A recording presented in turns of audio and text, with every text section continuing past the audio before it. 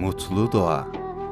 Hava ılık ve serin, ırmaksa çokça derin. Cıvıl cıvıldır kuşlar, mutlu günüdür yerin. Onu mutlu görünce, sevinç günü göklerin.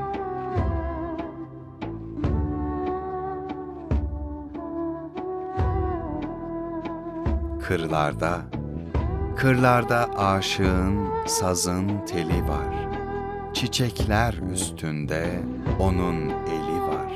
Rüzgarlar koyunlar, fısıldar sırrı. Ümit var atiden, hep emeli var.